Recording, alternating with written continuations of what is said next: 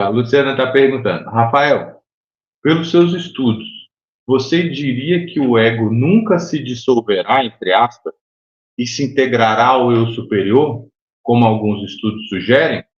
Até hoje eu não consegui fechar essa equação. Não.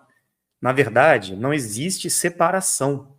Existem níveis de frequência e de identificação do ser com a realidade que ele se encontra. Eu estou agora, por exemplo, numa condição que eu entre, por exemplo, num lago e fique congelado nesse lago, a água congele e eu fique preso dentro daquele lago, petrificado, não consigo nem me mexer, a minha realidade vai ser aquela. Se o lago derrete e eu volto a ficar num ambiente líquido, não mais congelado, a minha realidade vai ser outra. Se a água evaporar, a minha realidade vai ser outra. Então eu estou passando entre dimensões da realidade e tendo experiências diferentes. Nós estamos aqui como se estivéssemos congelados. Então, a percepção do eu, a identificação do ego, que é a nossa personalidade construída para a gente sobreviver e ter uma identidade neste mundo, nessa situação, nesse corpo, neste eu construído, é algo que depende das circunstâncias que estamos vivendo. Então não tem como você dissolver o ego, nem após a morte, porque ele vai continuar existindo naquela realidade que não é mais congelada, é mais líquida no mundo espiritual. Se ele for para uma frequência superior, ele vai estar mais rarefeito. Então ele estará existindo ainda, mas com uma percepção diferente. Então, o ego, ele se baseia o quê? Nas condições que ele vive, que ele se manifesta. E ele precisa preservar a existência dele através de nós. Então, se nós temos que nos alimentar, nos agasalhar para não sentir frio, ou nos resfriar para não sentir calor, nos alimentar para preencher o vazio do estômago, para sobreviver, para não morrermos, né? Temos que conhecer pessoas, nos relacionar para não estarmos sozinhos. Temos que buscar a energia todo o tempo para nos preencher dessa frequência. Então o ego ele vai buscar a sobrevivência. É ele que nos conduz a isso. Então ele nos protege. E a nossa personalidade protege o nosso eu. Quem eu sou, quem eu acho que eu sou ou quem eu sou. Então, existem camadas de percepção da realidade. Então, quando eu compreendo, e o ego, que tem uma espécie de consciência própria, compreende que somos um só, não tem que se dissolver. Ele tem que se integrar. E não é também se dissolver na integração. Porque muitos pensam que o ego ele vai se dissolver. Não, ele vai continuar existindo, é parte nossa. Nós percebemos quando o Bilu diz eu sou o ego, primeiro, ele não morreu, ele não morre mais. Ele continua existindo. O eu dele continua sempre presente.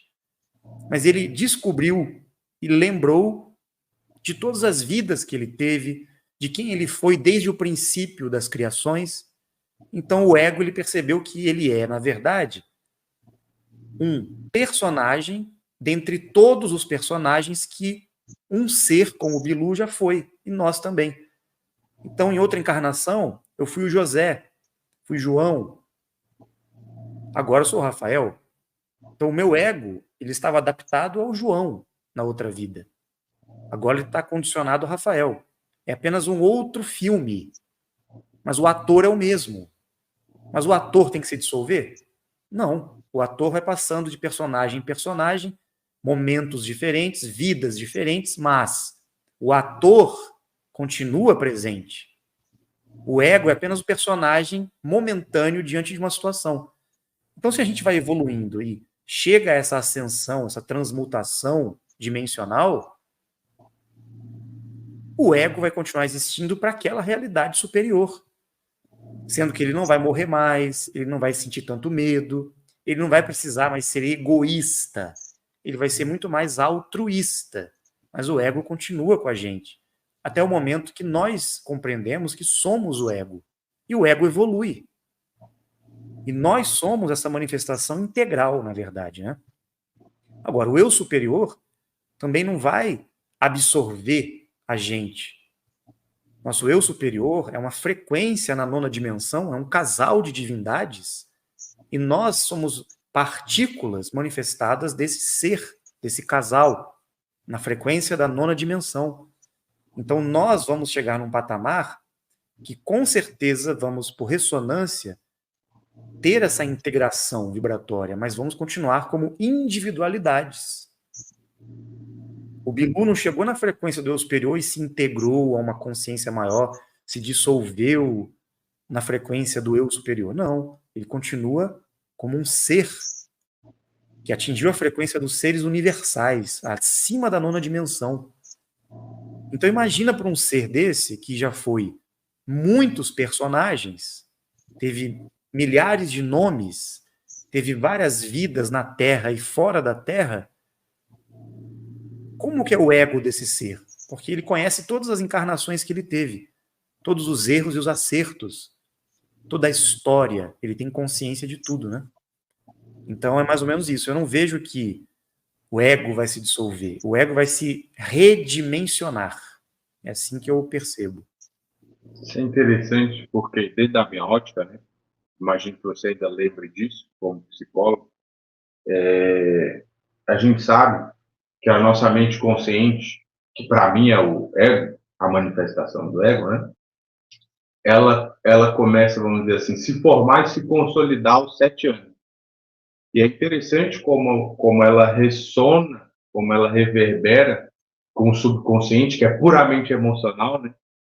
Porque, teoricamente, dentro da topografia da mente, a mente consciente, ela dá razão e significado.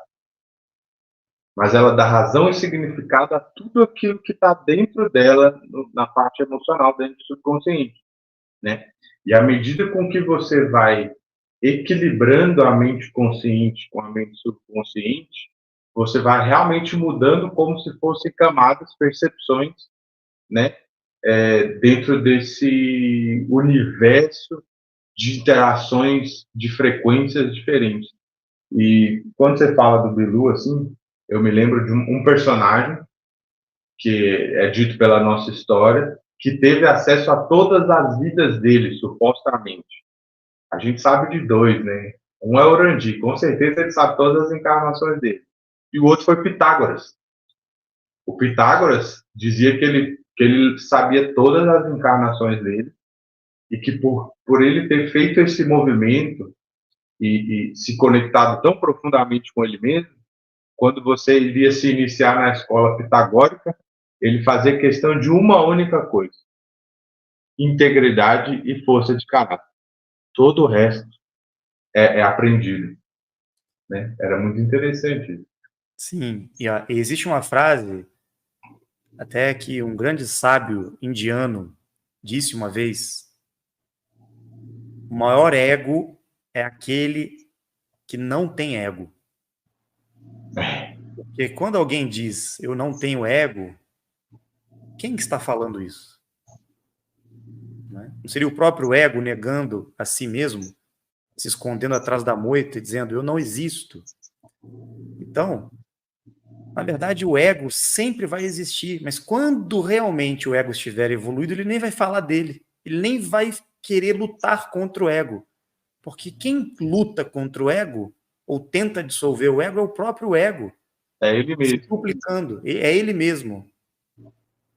Uma bipolaridade. Para manter a dinâmica pela qual ele se alimenta, né? Exatamente. A Luciana até falou aqui, ó. Obrigado por ter aprofundado ainda mais os meus estudos. Sua explicação foi de grande contribuição para mim. A Muito gente bom. debate bastante sobre isso.